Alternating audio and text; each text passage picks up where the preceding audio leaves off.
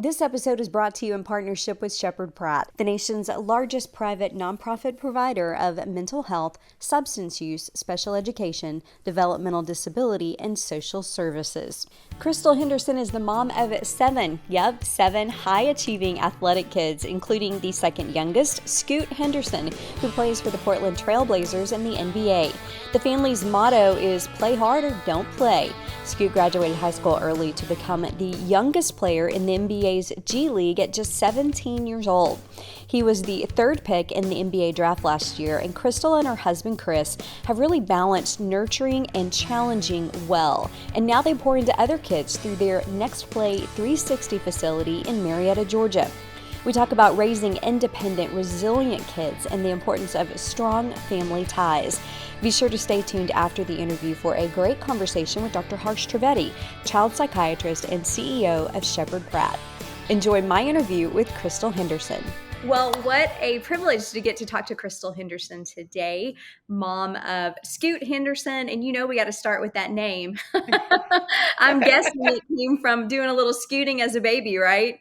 Yes, absolutely. My husband, Chris, nicknames everyone, and he'll find the littlest thing and say, that's it, that's the nickname, and he'll run with it. And before you know it, it'll be 25 years and you'll be called Scoop.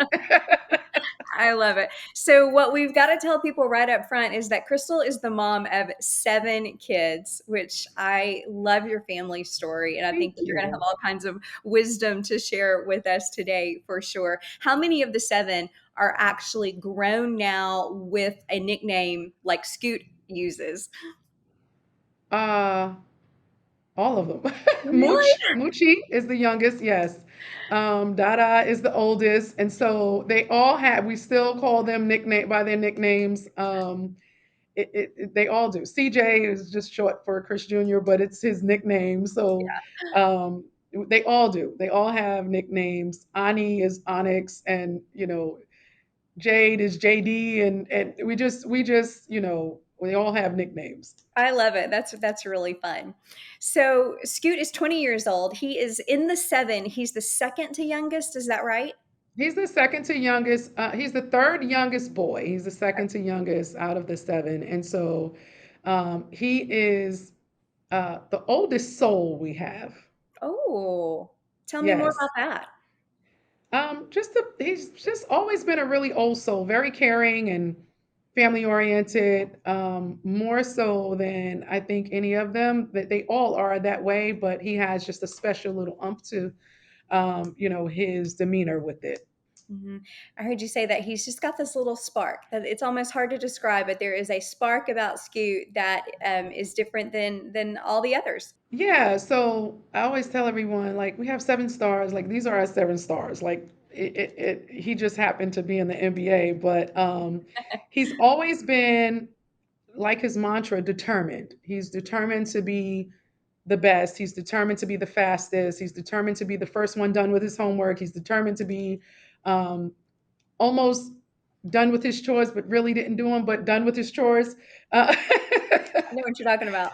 yeah, exactly. But always willing to, figure out the piece to the puzzle that's missing, and so he's always had that spark. One of the things you've done very successfully is really fostered this sense of closeness with your family. And, you had to work extra hard at it with 7 children for sure, because you're being pulled in a whole lot of different directions. What is some of the advice, or what would you say when you look back now at raising your kids, kind of played into being able to foster this close family unit? It's a mandate. There's no other option. It's a mandate. You have to breed that into them from day one. And my husband comes from a very large family. I come from a large family.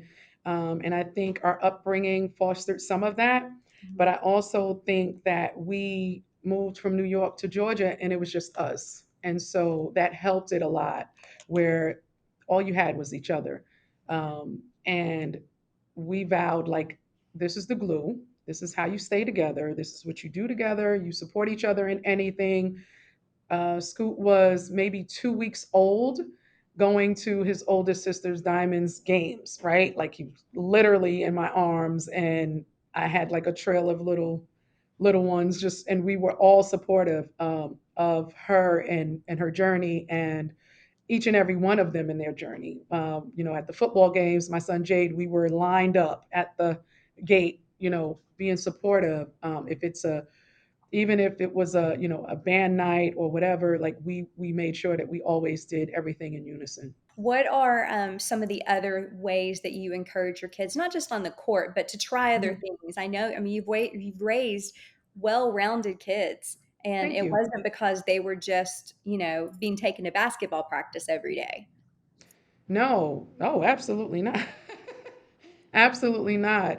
Responsibility and being upfront with them, letting them know about life early on. I think a lot of parents try to shelter, and we didn't. We just didn't come from that kind of background. And it was like, today is the day that you make the best of it, no matter what you're doing. And, you know, we made sure they didn't take that for granted. We made sure they didn't take for granted that you are in a family and you have parents that love you, and you have grandparents that love you, and aunts and uncles that love you and take care of you, and everyone doesn't have that privilege.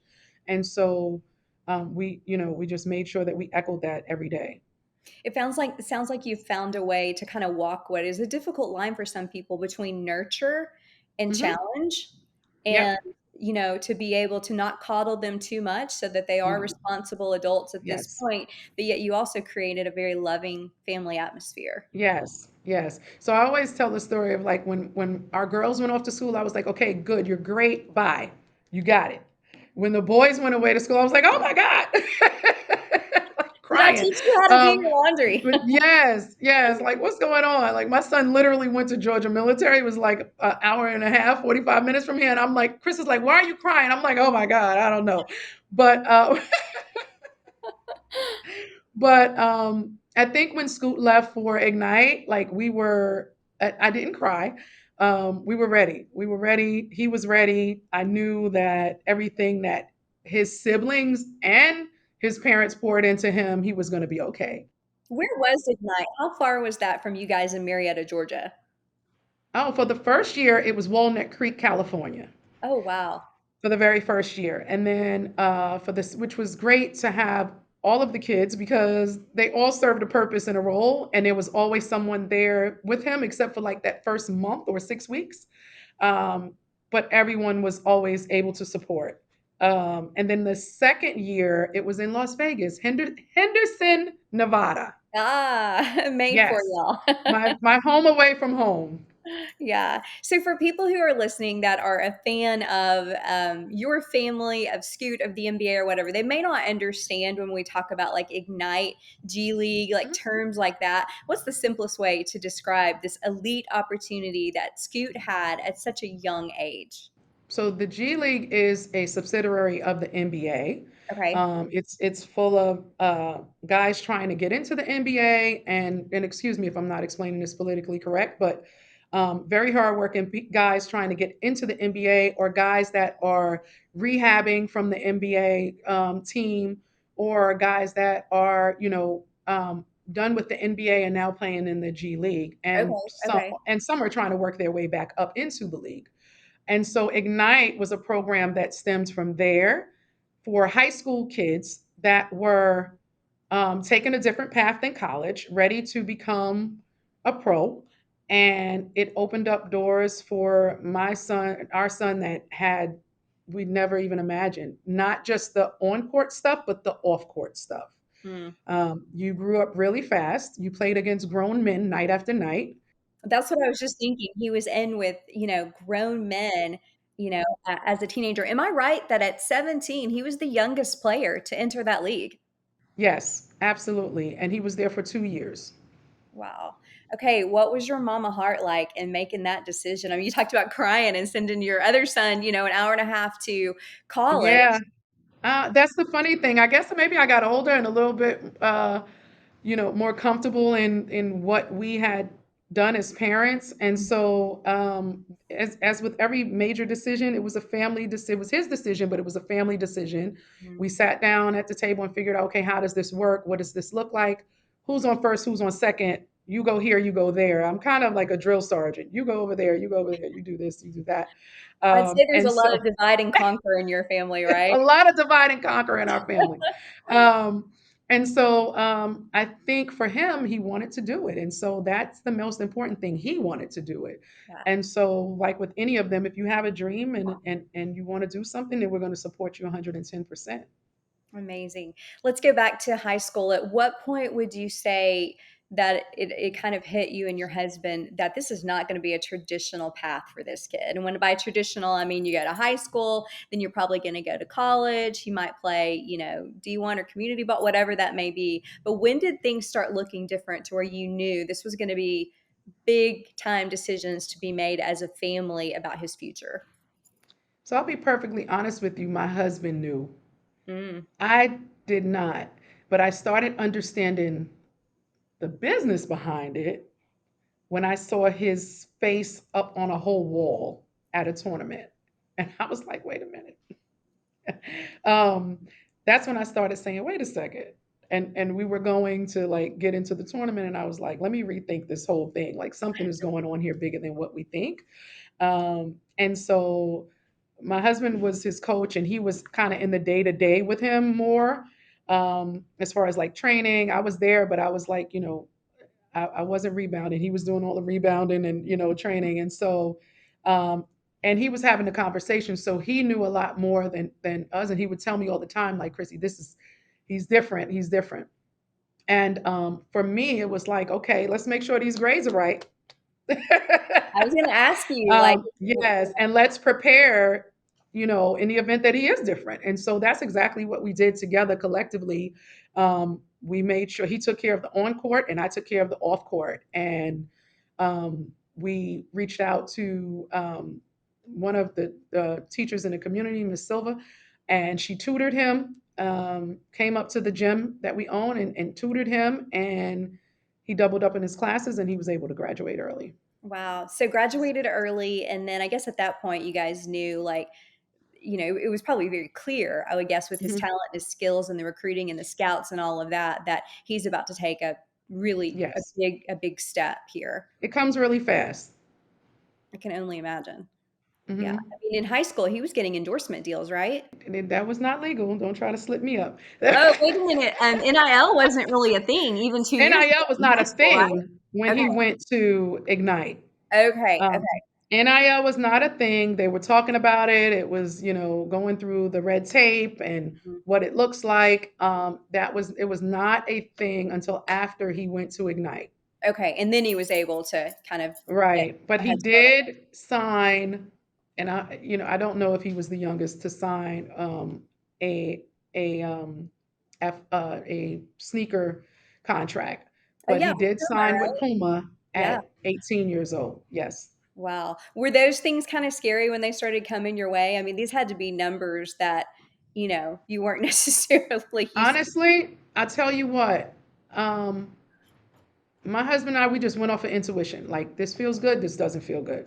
This feels good, that doesn't feel good. And then as I began to learn more and read more and like study and be mentored by people around, then we collectively would just make those decisions. I was never fearful. That's awesome. That's awesome. And I thought one of the things that was interesting, I watched it was really a cute interview, but it was the one with Scoot where he talked about how I made my money, how I spent my money, how I saved my Uh-huh. money. Yeah, that Yes. video. But he talked about you and him, as soon as he got that first big check, you actually were really proactive and said, hey, we're going to learn how to manage this money together. Yeah. And he talked about the two of you actually going maybe to a conference or something about wealth Yes. management, which sounds so smart. Yes, because people should know. Like, we've never managed that type of money.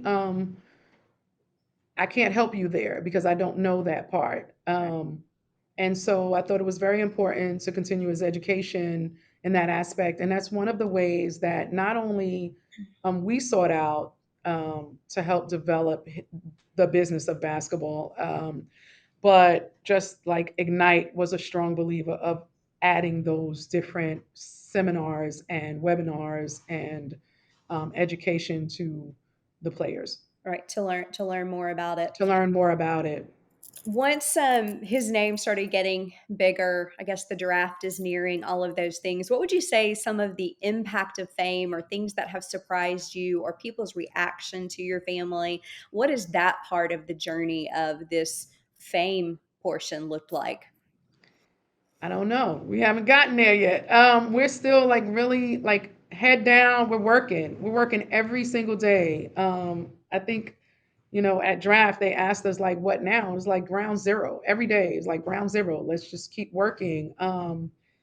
We still do the same thing we've been doing. Here at Next Play, we're here every day working, trying to make sure that we provide incredible programs to our youth here in the community.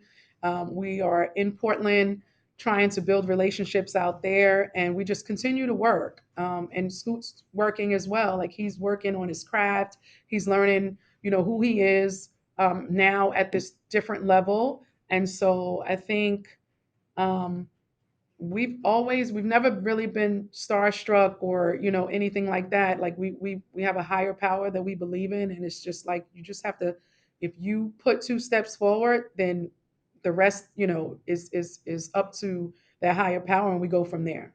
Amen. I agree with that. Thank Well, you. hearing you say that really goes back to a philosophy that I've heard your husband say, and it is, okay, put away the trophy. What's next? What's And next? it sounds like even that with them, getting their trophies for all the different things, even applies now. Okay, you're in Yeah. the NBA draft. That's great, but what's Yeah. next? What's next? What's next? And that's our next play 360. What's the next play?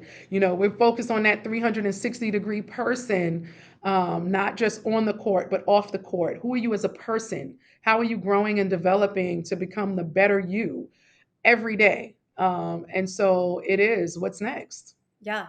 Tell me a little bit about your heart for, and certainly that ties into Next Play 360 and what you guys have done with that. But your heart for making sure that all kids have access to be the best that they can be and to learn and grow and have the opportunity to be at a facility like the one that you guys have created. I heard Scoot say he wished he had it when he was growing up.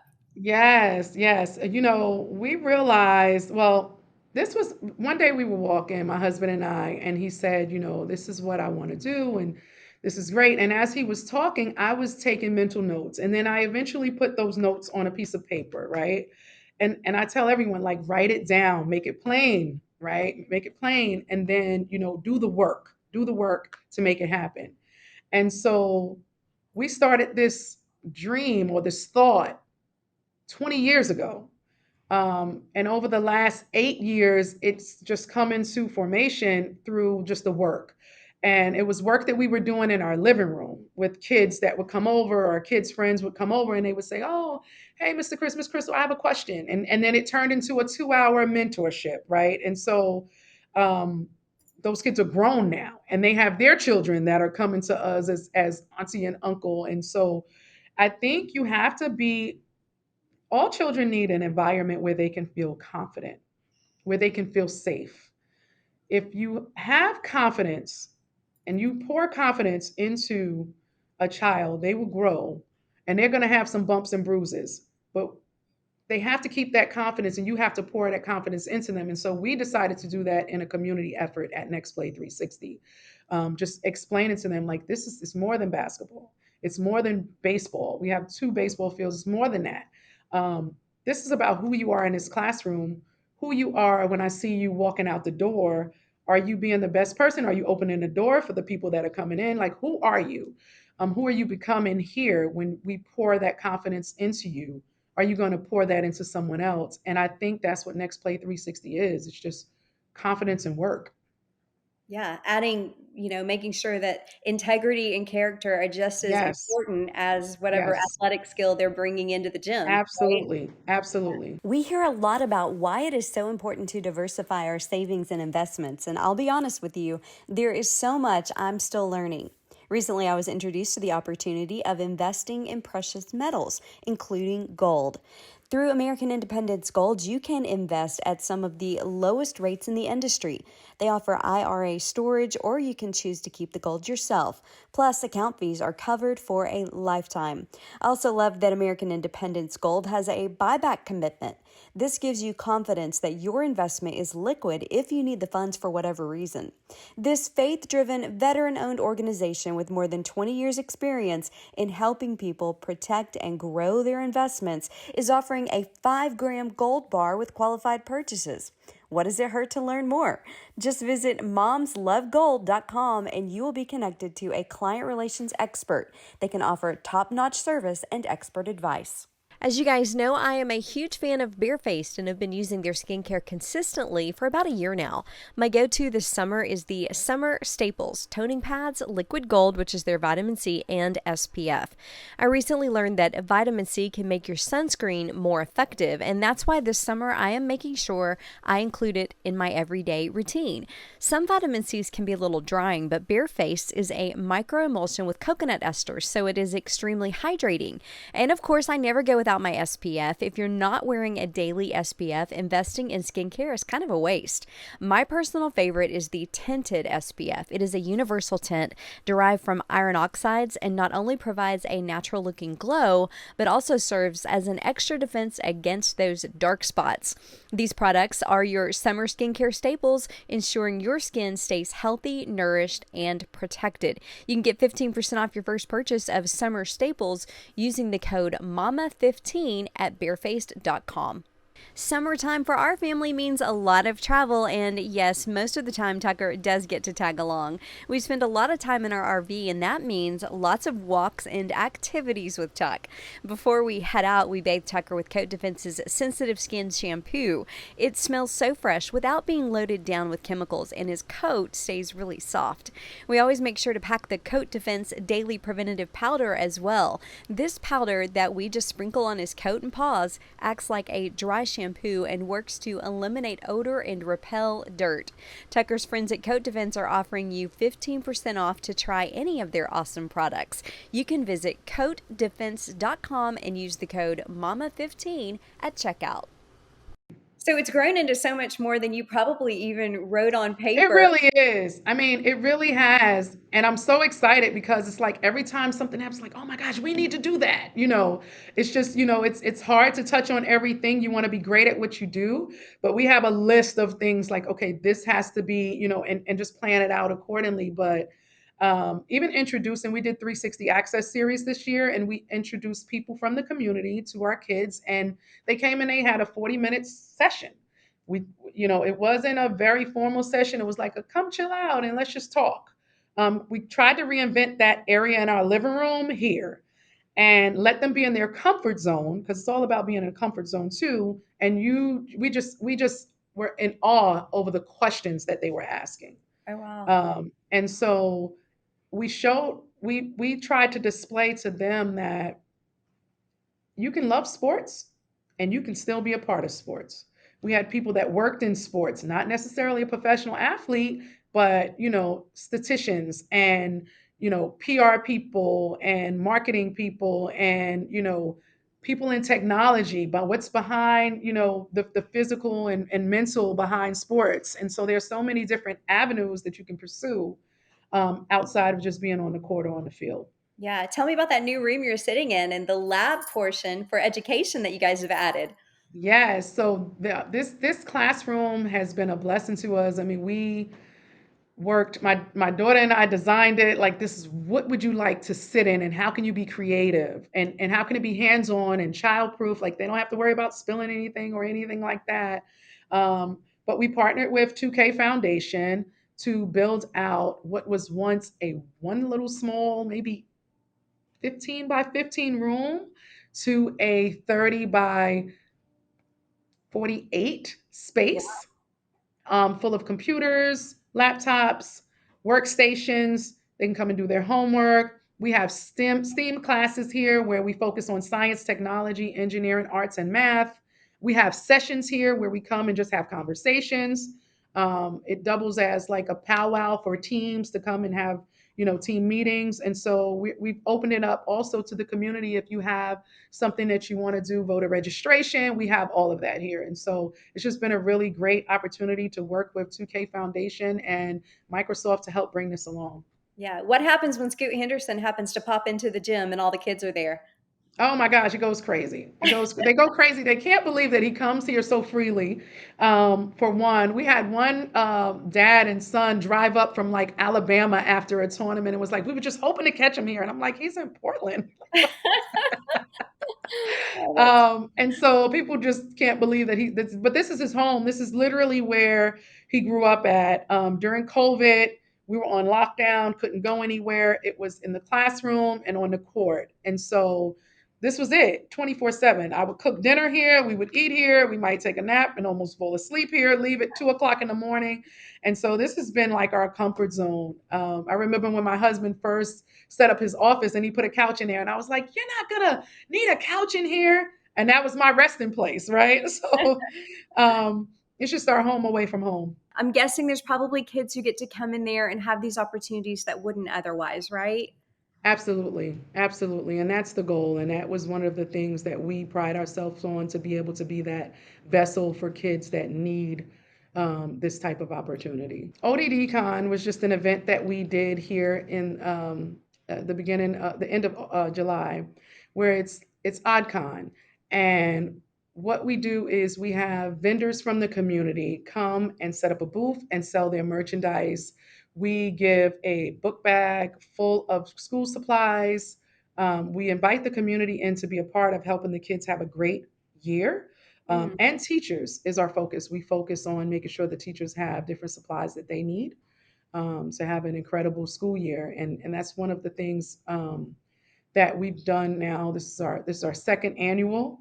We used to just be able to give like little, notebooks and pencils, and now thanks to Puma and our other sponsors, we're able to give really good gifts for back to school. We will do ODD Holiday, which is gifting a holiday to those in need. Oh, that's awesome. One of the things I found in raising my boys who are now 23 and 26, stayed involved in all the things. They wanted to try all the things, but I'm just a firm believer that, idle time just leads to trouble. And so Oh, getting your kids yes, involved and keeping them busy, keeping them focused on something they love, yes. I think is really, really powerful. Absolutely. We've always had all of our kids involved in everything that we've done. Whether it was before we had the facility or not, they were always involved, whether it was a church event or, something with their school, we were always present. Hmm. And the more that you can see this is helping other people, I think it opens your mind up to just being more grateful every day. You mentioned kind of part of the thing of Scoot right now. He's still figuring out who he is in the midst of this NBA world and being a professional athlete at the time. Mhm. What are some of the pressures that you think people don't see behind the scenes that are fans of people like Scoot? Like mentally, like how do we make sure his mental health is good with all the things that come at him now? It's so funny that you say that because he really does a very great job of quieting the noise, right? He's learned early on to control the things that are in your power to control, and then the rest will take care of itself. And so I think knowing who you are plays a big factor on that, and knowing what you believe that you are is the most important thing. Our family dynamic, we don't, nobody can say anything to him that he has not already heard and known. I mean, now people say malicious things. We don't do that. But as far as like craft and skill set and so on, we don't curdle any of our kids. Like you stunk that up. We're gonna tell you. Uh, What's your motto? Play hard or don't play. Play So harder, don't play. That's the motto of life. And so I think he's done a really great job of just managing his own mental health and managing. We try to support him as much as possible. CJ is with him there every day, and Onyx comes in and out. China is supportive of him and Diamond, and they just, he's always has a support system that is greater than the noise, if that makes sense. Because here's the thing, after it's all said and done, I'm going to go home, and I'm going home to the people that love me and are going to tell me the truth. I love that.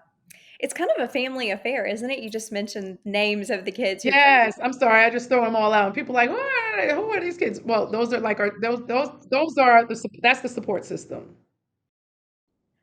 Tell me kind of specific roles. I know he mentioned he's got a brother in real estate that helped him, secure his first house. Yeah, One of the girls styles him for events. China. China's his stylist. She styled him for the draft. She styled him for every event that he's gone to since the 8th grade. That comes in handy. From the 8th grade dance and on up, she styled him. And so we just carried on. She has a passion for fashion and learning. She's very creative, and so she helps him with his shoe designs and everything. And so, um, and she does that. Onyx is his day to day person, and Diamond does Diamond is his sister. Onyx is his sister, and Diamond does his media and social media and PR stuff, Wow. anything as far as that, trying to kind of wean off away from um, my role so much and just be mom. Where I did an interview with Sonia Curry, and she was talking about Hmm. that, talking about like what her role is now with adult kids, and she's like, Yep, it's to be mom. Like I've just to done be mom. what I can do. Yep, And she gave me a great yep. piece of advice, actually. She said, my two greatest roles now, I think you'll identify with this, is Mom prayer. and Gigi. Yeah, prayer and presence. Yeah. Oh wow. Yeah, I thought Yeah. that was so Yeah. good. Yeah. That to be praying for our It's kids amazing. and just our presence, being And be available present. when we're I needed as love that. mom, not business manager, not any of the other things, but just mom, right? Yep. Yep. It's the most important role in the world. It's the most important role that they're going to need, mom and dad. Like, that's it. I just need you to be this. And that comes with a lot of responsibility, Yeah, a lot of responsibility. for sure. I feel like you should write a parenting book. Oh my gosh. Made some Yeah, mistakes now. yeah, I know. Well, I mean, that's part of it, though. That's part of the That's a journey. part of it, Yeah. and if you've done everything you've done in love, then there's no mistake at all. I just keep going back to thinking about you and even, the things you're talking about though of figuring out how to ride that line of your kids knowing their love, but also Mhm. no nonsense parenting, which I just really Oh respect. yeah.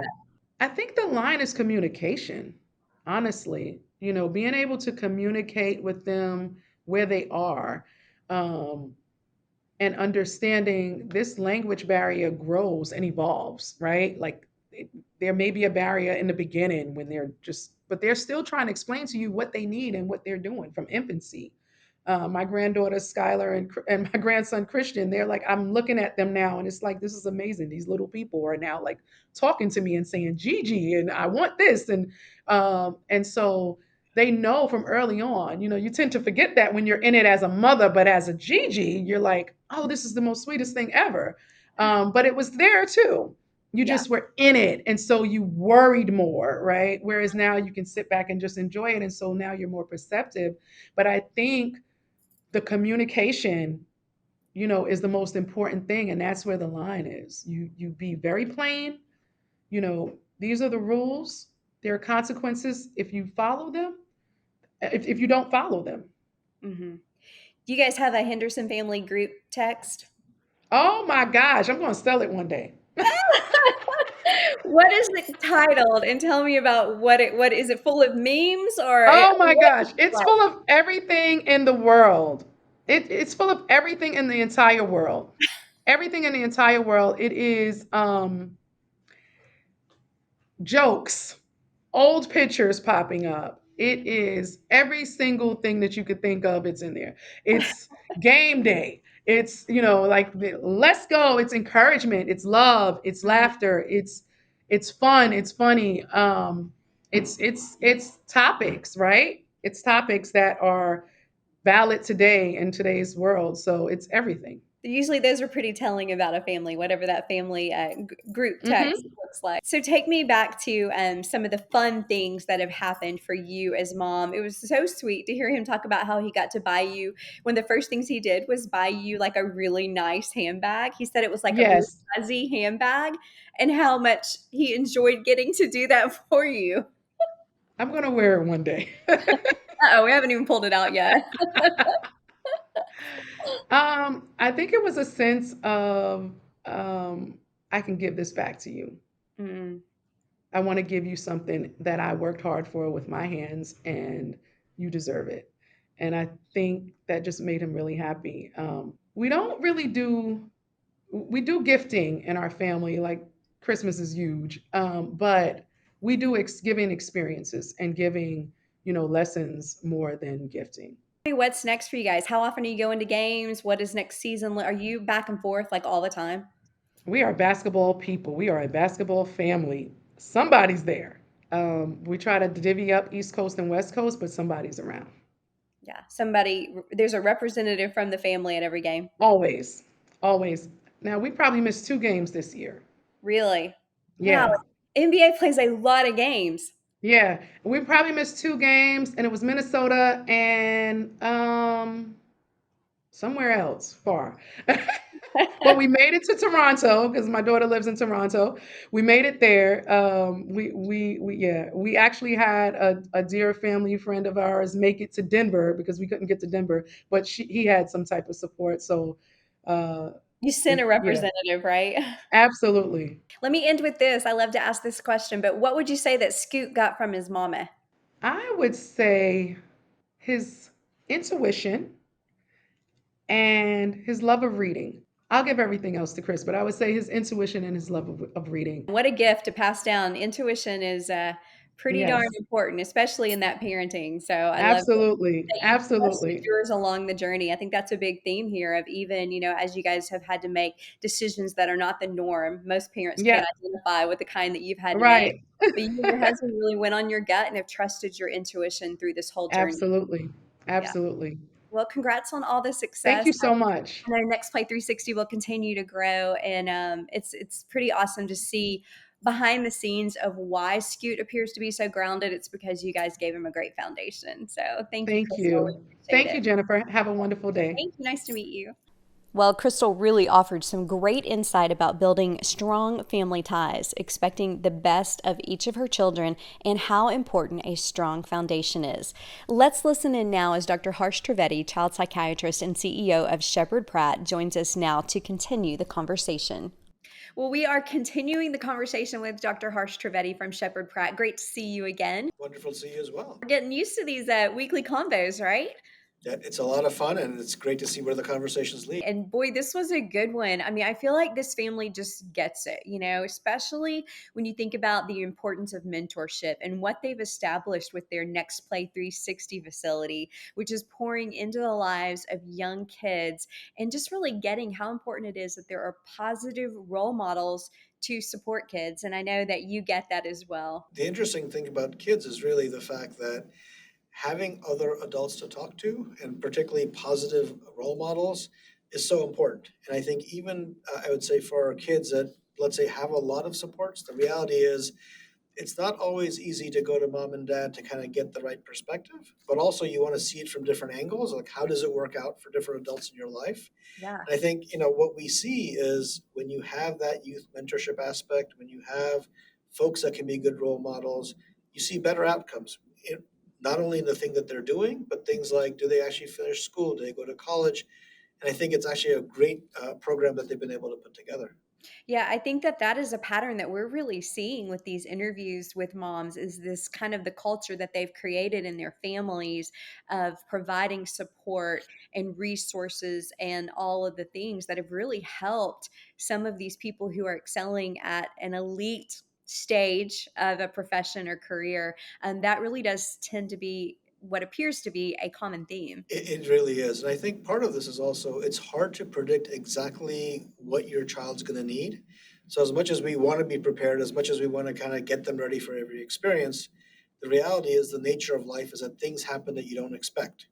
And so, can you have, I would just say, a support blanket of the right folks involved in that network that can then kind of fill in regardless of what that need is or who may be around or available when that need comes up. And I think that's exactly what I would say a number of the moms have been doing that I think is just it's so thoughtful, but it's also so forward looking as well. So this one was unique in the aspect of she's a mother of 7, which I was just kind of blown Yeah, away by, and 7 high achievers. I mean, I think 3 of the girls have played D1 basketball. Then you've got Scoot in the NBA, and they all have been successful on the path that they're on. But once I got to know Crystal a little bit and that kind of line of no nonsense parenting, but also balancing the nurturing and the challenging. I feel like there was a lot to learn from her style of mothering. it's this interesting thing where I will just say, we got to having two children in our family, and we said, we're not going to give up the man to man. We don't want to go zone defense with our kids. We're like, there's no way we will survive as parents if we got to 3 or 4. So, look, first, a ton of respect for really her job mothering 7 kids. And then, as you say, how well they're doing. I think a lot of this is, particularly, I'll just say, folks that have multiple children, you kind of have to get better with time management. You have to get good with this notion that some things will have to be taken up by some of the other kids in helping out, but also some of your kids are just going to have to learn it as they go because there aren't enough hours in the day to kind of micromanage or kind of get into every single aspect of every single child's life, which in some ways actually is helpful for them learning how to take care of themselves, but also mom being there to kind of pick up the pieces when there's some situations where it doesn't work out. Yeah, I think that you get a whole different level of responsibility when you're a part of a big family. I love learning about how family oriented that they are. And I asked her about how she's found a way to, keep those family bonds tight, provide this sense of closeness within her family. And her response, she said, it's a mandate. You don't have an option in this family. And I thought that was a very interesting perspective. That structure or that expectation very much helps kind of the how do you resolve conflicts that are going on. And everyone who has a sibling knows you don't always get along. But I think if there's a parental, I'll just say, expectation that says you have to figure this out, you are each other's kind of support system. And I think, unfortunately, what we see right now so much, and particularly with social media, is there are a million and one people on the outside who are more than happy to tear you apart. You Mm. really need to know who you can rely on. You need to know who's going to always have your back. And if you can't get that from your closest siblings and from your family, it makes it a much harder world to navigate, particularly when you want to compete, particularly when you want to be elite at anything. When I asked Crystal about kind of Scoot's mental health journey and through all of this, I thought it was interesting because she said that he does a really good job of shutting out the noise. And I thought that was an interesting way to put that. And, I think his rookie year, it wasn't all, rainbows and sunshine and 3-pointers, I mean, he was struggling to figure it out. And he was so young going into the NBA. I mean, he's only 20 years old now and left high school early at 17, was the youngest player to play in the G League.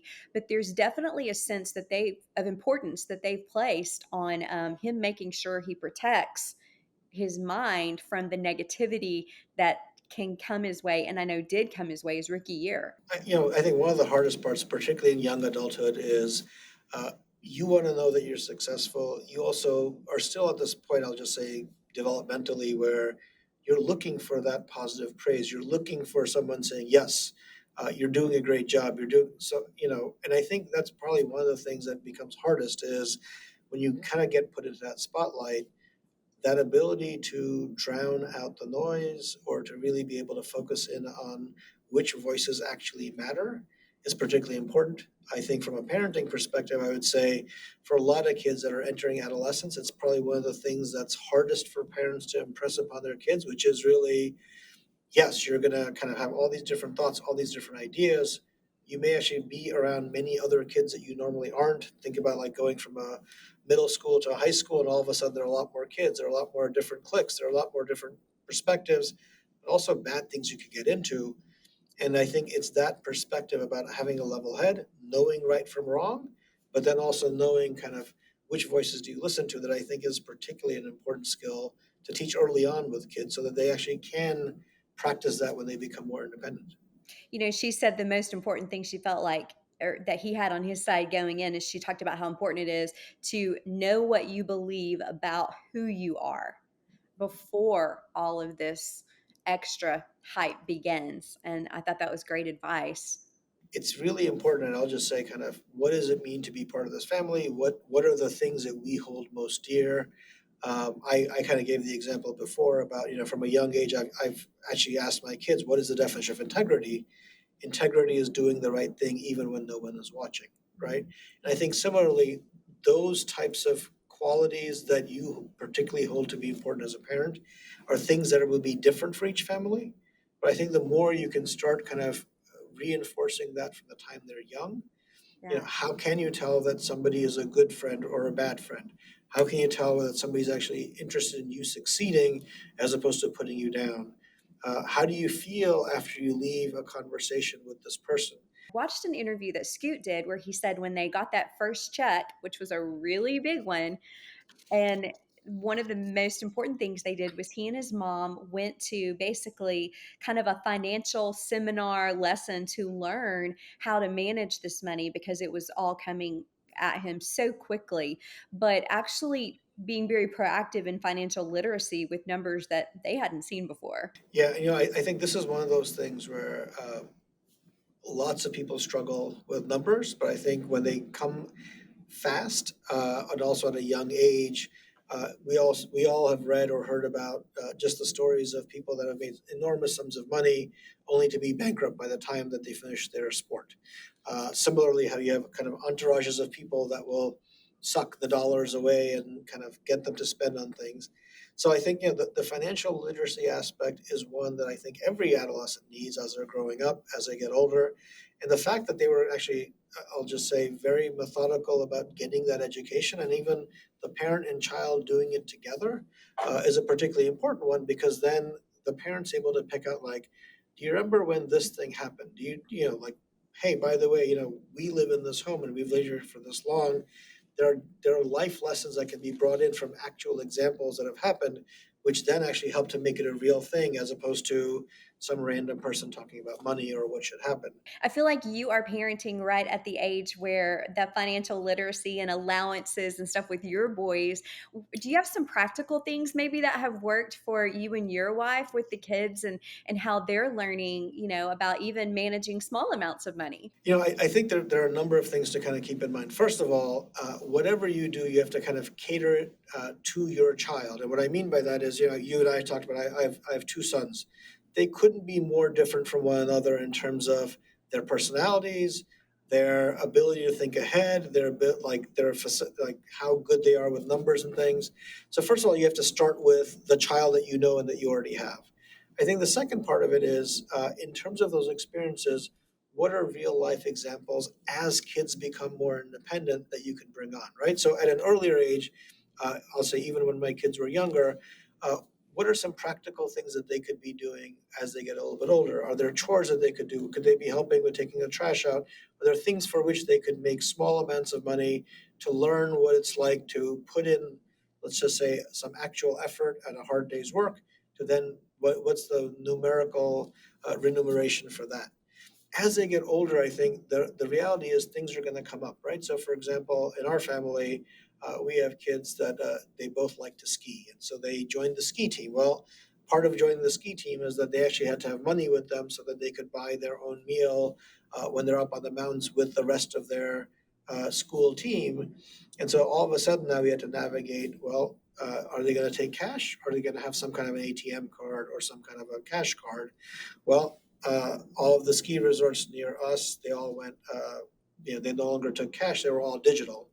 So then we had to kind of go through that. And well, you're now going to have this card and it actually has more money than you need. And so when every other kid is spending money on this, what are you going to spend it on, or how much are you going to spend? So I think there are rational conversations that you could be having with kids. The other part is, after any event happens, it's good to kind of debrief after the fact and say, well, okay, I gave you $25 before you left for this trip. What did you come back with? And you can actually practice the accounting skill to say, okay, so let's think about, okay, you started at 25, you came back with $12. Well, did you collect the receipts? Do you have a sense of what you spent it on? Ideally, where you want to get to is a kid that understands what's a need versus what's a want. And I think that those are all things that we can start off particularly early with. Even the way that a kid, views money, or that can start really young when you see those personality traits. Because my two boys, again, so different as well. One would get $20 for the birthday and could not get to the store to spend it fast enough. And then the other one, it went in a shoebox where it just got saved and saved and saved. And they're still like that today in their 20s. I just think that's so interesting, the way that they perceive the value of a dollar. They're never too young, I think, to start kind of helping guide them along that, for sure. So, No, definitely. well, another great conversation with you, Dr. Trivedi. We really appreciate it. I'm looking forward to the next one. And as always, thank you so much. And we want to let everybody know they can get information about Shepherd Pratt, the company that you are the CEO of, and all of the incredible work and resources that they offer at shepherdpratt.org. Thanks so much again. Thank you so much for having me.